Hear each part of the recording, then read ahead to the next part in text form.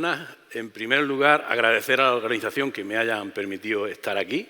Y bueno, yo voy a hablar de dinero, porque todo esto que mis compañeros están hablando y eso necesitan detrás presupuesto, necesitan inversión. A mí me gusta hablar de inversión en vez de como hablan nuestras administraciones de gasto. Yo considero, en primer lugar, que en sanidad y en educación los países invierten y no gastan, y por eso, aunque aquí en algunos sitios aparezca gasto, imaginaros que estamos hablando de inversión. Bueno, voy a hablar un poco de las consecuencias que ha tenido la crisis para lo que se invierte en atención primaria.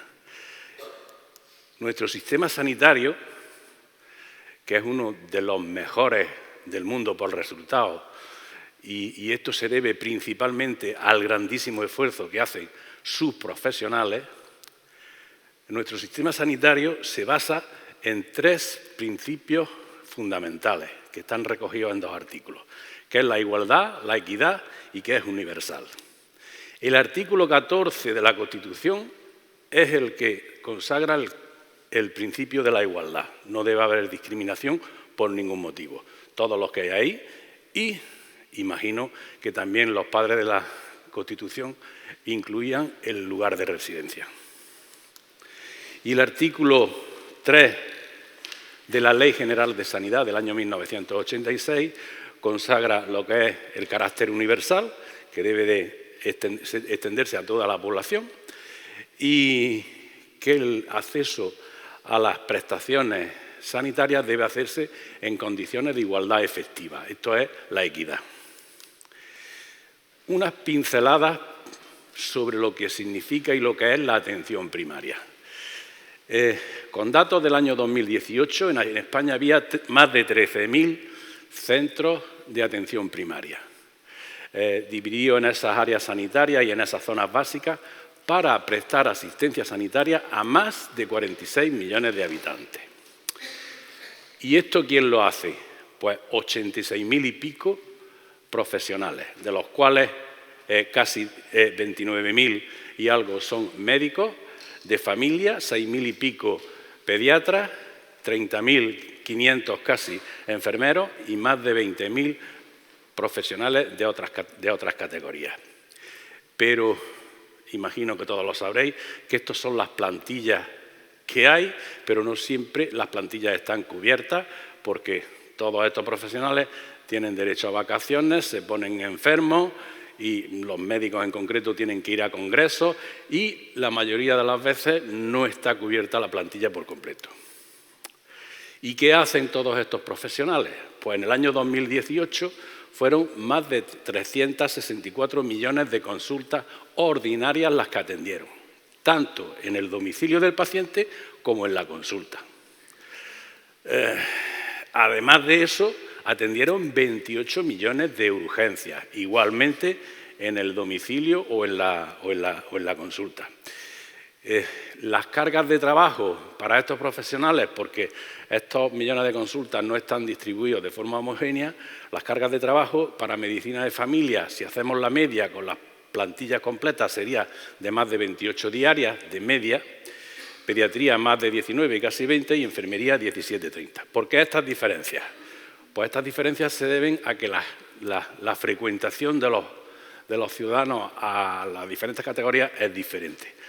Acuden menos a enfermería, aunque enfermería es cierto que tiene que hacer más avisos domiciliarios, más atención domiciliaria que, por ejemplo, los médicos de familia, 3 por 1 más o menos, y por eso están estas diferentes cargas de trabajo.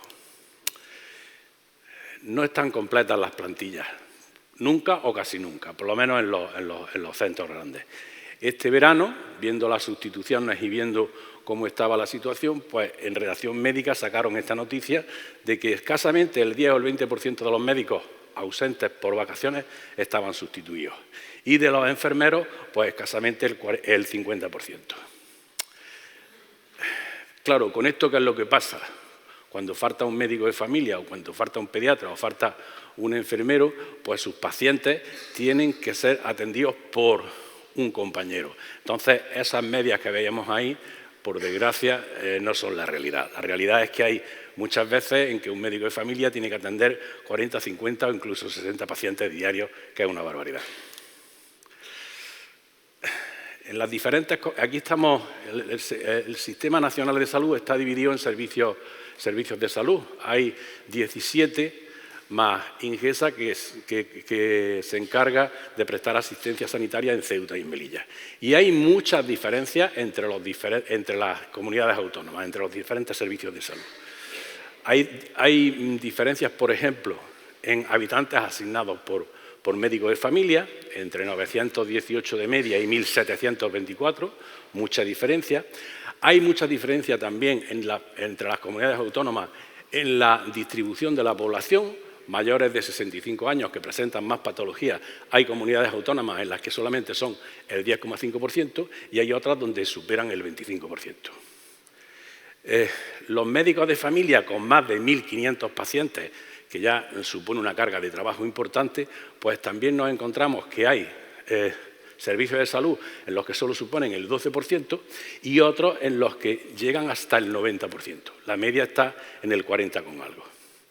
Los factores fundamentales que justifican parte de estas diferencias son la dispersión geográfica y la edad, pero no las justifican todas las diferencias. Entonces tenemos que preguntarnos si esas diferencias están afectando en último extremo a la equidad, que estaba consagrada por la Ley General de Sanidad. Pero es que no solamente las diferencias están entre comunidades autónomas, dentro de los propios servicios de salud, dentro de cada comunidad autónoma, también hay diferencias. Aquí una pincelada. Por ejemplo, en Andalucía hay distritos sanitarios, como es, por ejemplo, el Costa del Sol, en el que prácticamente el 88% de los médicos tienen los cupos sobrepasados, tienen más de 1.500 pacientes. Andalucía está por encima de la media, pero hay, como digo, distritos sanitarios que están muy sobrepasados. Bueno, y vamos a entrar ahora en lo que es la inversión, cuánto se invierte en los servicios en sanidad y cuánto se invierte específicamente en atención primaria. Esta tabla, que es del Ministerio, yo me he permitido la licencia de añadir el año 2009, porque la tabla tenía nada más que el resto de los años. Tenía nada más que el resto de los años y siempre nos hablaban de que se iba invirtiendo más que el año anterior, más que el año anterior, más que el año anterior. Muy bien, sí, es cierto, pero tenemos que ver la realidad. Y la realidad es que en el año 2009 va invirtiendo más que en el año 2017, que son los últimos datos que hay. Y que se había bajado del 6,5% del PIB hasta el 5,9%. Y parece ser que incluso habría que rebajar más según los compromisos con la Unión Europea. Espero que al final no se llegue a eso. Y en cuestión de inversión por habitante y año, pues todavía estamos bastante por debajo de lo que se invertía en el año 2009. Ahora. Y dentro de los sistemas sanitarios, esas inversiones y esos recortes han sido equitativos, entre los diferentes sectores, pues no. Ha habido especialmente atención primaria, farmacia y salud pública que han sufrido los recortes en mucho mayor intensidad que el resto. Ahí lo podéis ver y ahora lo explicaremos más detenidamente. La crisis afectó fundamentalmente entre el año 2009 y 2013-2014. Se recortaron 8.636 millones de euros, que suponía el 12%. Pero es que en atención primaria se recortó el 16 y pico por ciento, 1.742 millones de euros. Fueron 190 por habitante y año al pasar de esas cantidades. En el 2015-2014 se empieza a subir la inversión, pero todavía estamos muy lejos del año 2009, que era el año anterior a los recortes de la crisis del año 2010. En concreto, faltan 2.096 millones todavía en esa ponme la hora que voy perdido, efectivamente. Eso supone el 2,96%, prácticamente el 3%. Pero ¿qué pasa en atención primaria? Que es la base del sistema y es lo que debería estar especialmente bien protegido, porque es el primer acceso que tienen los ciudadanos al sistema sanitario? Pues en atención primaria todavía faltan más de 1.000 millones, 1.033 millones de euros. Supone casi el 9% menos que en el año 2009. Y repito, esto es del año 2017. Espero que en el año 2019, cuando tengamos los datos, que van muy retrasados, pues cuando tengamos los datos, por lo menos estemos a la altura del año 2009. Pero me temo que no será así. Y todo esto sin tener en cuenta que desde el año 2009 ahora la inflación ha subido más de un 12%. Ese es el pedacito de presupuesto que llega a atención primaria, que es donde se atienden esas 364.000 consultas, 364 millones de consultas todos los años. El 14,2% del presupuesto. Un porcentaje muy pequeño. Nosotros estamos peleando y pidiendo que llegue al menos al 20%. La pérdida de participación en ese presupuesto, pues la pérdida ha sido paulatina. En los años 80 estábamos en torno al 20% y ha ido bajando poquito a poco, hasta que estamos en ese 14,2%. Aquí se puede ver perfectamente cómo va esa pérdida y cómo a partir de los años 90 ya se invierte más en recetas de farmacia que en lo que es atención primaria. Y muchas veces hay que tener en cuenta que cura más un buen rato hablando tranquilamente con su médico de cabecera que una receta que se le tenga que hacer.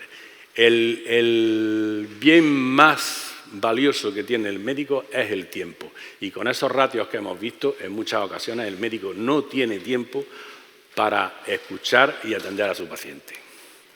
Esas son diferencias entre comunidades autónomas del año 2016 en pacientes protegidos, que hay muchas diferencias y podéis ver lo que hay en rojo y, por desgracia, Andalucía siempre está en rojo, que es estar a la cola. Aquí se ve exactamente lo mismo, lo que se invertía en el año 2017 por habitante y año y en porcentajes. Exactamente igual, Andalucía invierte por habitante y año, es la que menos invierte, lleva muchos años siendo la que menos invierte, y hay más de 550 euros por habitante y año con diferencia a las comunidades autónomas que más invierten. Bueno, ¿y esto cómo afecta, en definitiva, en lo que nos interesa, cómo afecta a los pacientes? Pues afecta fundamentalmente en esa falta de tiempo y, además de esa falta de tiempo de médicos que están viendo 40, 50 o más pacientes, afecta en que hay demoras para conseguir cita con su médico de atención primaria. En el año 2015, en la vocalía de atención primaria de la OMC, hicimos una encuesta entre 4.000 y pico médicos de atención primaria y estos fueron los resultados que nos dieron. Resulta que prácticamente el 50% de los pacientes tenían demora a la hora de conseguir cita con su médico. Demora la definíamos que no se le podía atender en el mismo día o al día siguiente. Y preocupante es que había un 7 y pico por ciento que la demora era de 4 o 5 días y un 3,6% que la demora era de más de una semana, o sea, más de 5 días. Esto en condiciones normales, pero es que en condiciones, en las épocas especialmente complicadas, en las épocas de vacaciones y en la época de Navidad, donde hay más ausencias por estos motivos, pues el 70% no conseguía cita ni el mismo día ni al día siguiente y había un 14% que la demora ya era de 4 o 5 días y un 10% que pasaba de la semana.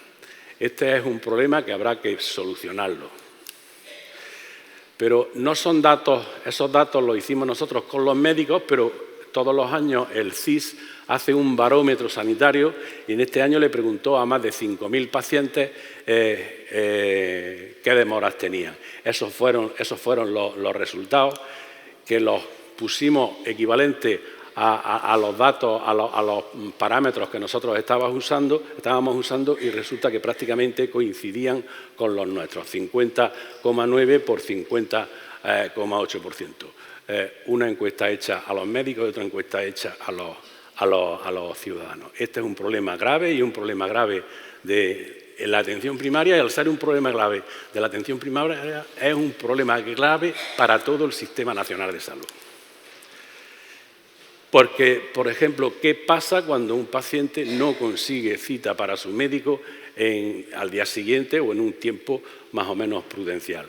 Pues que puede acudir al servicio de urgencia, tanto del hospital como de atención primaria, y esa asistencia, aparte de ser mucho más cara, de tener un coste superior, no es la más indicada, no es la que necesita, porque ahí lo va a atender un médico que no es su médico, que no lo conoce y que seguro que tendrá que hacerle más pruebas y habrá más iatrogenia posiblemente.